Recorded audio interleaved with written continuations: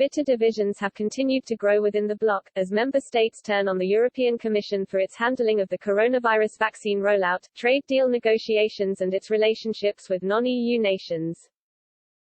In recent months, the Commission, led by President Ursula von der Leyen, has been heavily criticized by some nations including Sweden for agreeing in principle an investment deal with China. Sweden has long had a major issue with Beijing, particularly its record on human rights, and took aim at China by kicking out its Huawei and ZTE tech firms from supplying 5G infrastructure. They also condemned the EU-China Trade Pact, which saw German Chancellor Angela Merkel and French President Emmanuel Macron play an active role in pushing the negotiations on. Prior to this deal in principle being announced, Sweden also fired a series of shots towards the EU for its handling of the Brexit trade talk negotiations. After years of wrangling, the deal with the UK was confirmed on Christmas Eve last year, but the discussions proved to be a long and drawn-out affair. And in November, European Conservatives and Reformists Party (ECR) MEP Charlie Weimers, from Sweden, outlined how despite his belief a deal would eventually be struck before the December 31 deadline, the interests of Stockholm's relationship with the UK had to be considered. Speaking during an online Brexit debate in the European Parliament, Mr. Weimers said, "I just hope an adult will stand up in the room and point out the broader EU interests in all this. Sweden is among those very dependent on the UK on trade. There could be a fudge, but that is the typical way of doing things for the EU, but if that happens it could leave a sour taste for years to come. Another thing to consider is if a successful Brexit will inspire others to consider leaving the EU. Of course, nothing could be worse for the EU. Threats of Sweden quitting in the wake of the Brexit referendum in 2016 have always been lurking in the shadows of Stockholm, particularly given its close bond with the UK.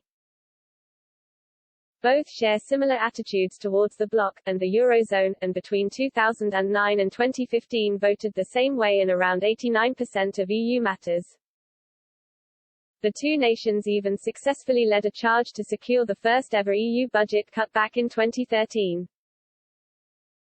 In the aftermath of the UK's decision to back Brexit, David Wemmer, a Europe Fellow at Young Professionals in Foreign Policy, also noted how Nordic nations in particular could join Britain outside the EU. He detailed that the UK was one of the biggest voices inside the bloc, and that without Britain's opposition, Germany, France, Italy, Spain and others may decide that more political and economic integration is the only solution to fight populism and that flexible membership must be abandoned to achieve this end. Writing in the Diplomatic Courier in 2016, he added, facing political isolation without the United Kingdom and feeling pressured to cede more sovereignty to Brussels, Swedish political elites may look to leave the Union. In the United Kingdom, it was ultimately an alliance between populist anger and conservative elite opposition to an ever closer union that won the referendum. This scenario could easily be repeated in Sweden, Denmark, and even the new Eastern European states. Perhaps more concerning, a gridlock between integrationist and anti-integration member states could cripple the already dysfunctional EU system, further deteriorating support for the Union throughout the continent. Catherine Dannon, a senior analyst for Stockholm's leading financial institution Swedbank, also claimed there was reason to believe that her country could follow a similar path to Britain. Among the concerns Ms. Dannon, who was speaking before the Brexit vote, had, was a fear Sweden could lose its influence in the EU without Britain by its side. This in turn, Ms. Dannon argued, could also see Sweden join the Eurozone. In a report regarding the financial implications Brexit could have for Sweden, Ms. Dannon noted that some countries already in the euro prefer deeper integration and that the UK quitting Brussels could isolate nations like Sweden. She added, this could force Sweden to seek closer relationships with the UK, Norway and possibly Denmark at the expense of the EU. In the medium to longer term, therefore, we might expect a more fragmented Europe that will develop at different speeds.